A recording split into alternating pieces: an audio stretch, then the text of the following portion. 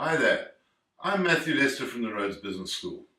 Yes, we're here to talk about retirement fund reform again. Over the last couple of years, National Treasury has been trying to change the rules.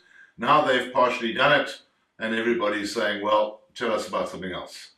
Well, there's a long way to go in this, and it might actually be the opportunity that we've all been looking for. So, we have a new contribution rule for contributions to retirement funds.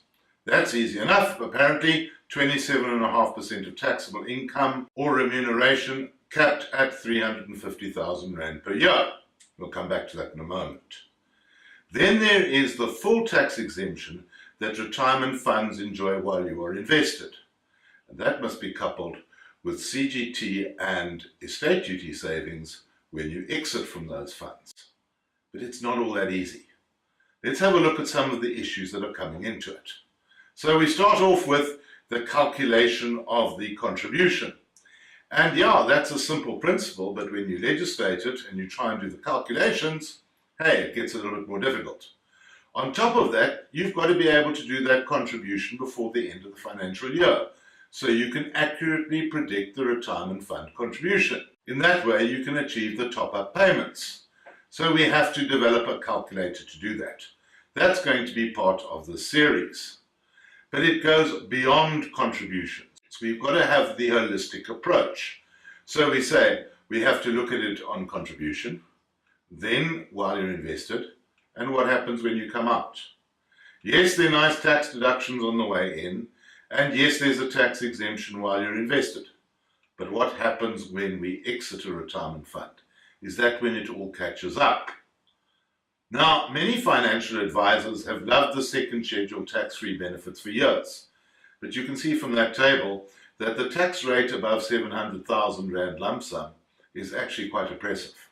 Isn't there more that we can be doing with retirement funds? And that's what I'm wanting to look into. So what we get is this. We have to look at the different ways in which we invest. And we've got to look at the capital gains tax, exemption, and full rate profiles of the various investments.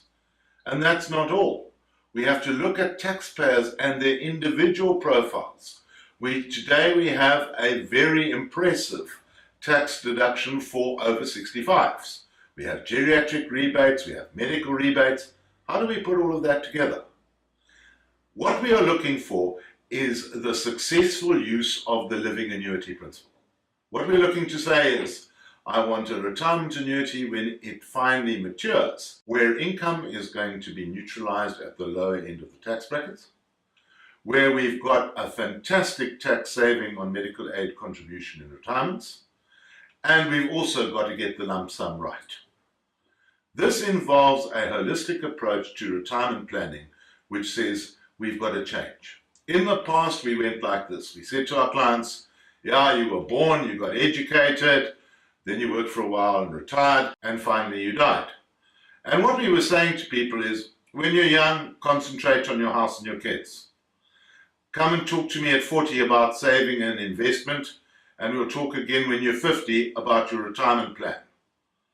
So retirement planning was really constrained to a period of 10 or 15 years. That's all changed with the new package.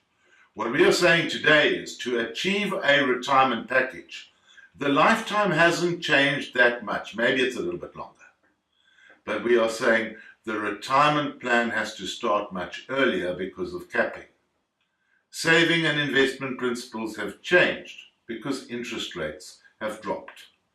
And we are looking at a retirement package that not only is built up across the last 10 or 15 years before you retire, but continues where you are making contributions in your retirement.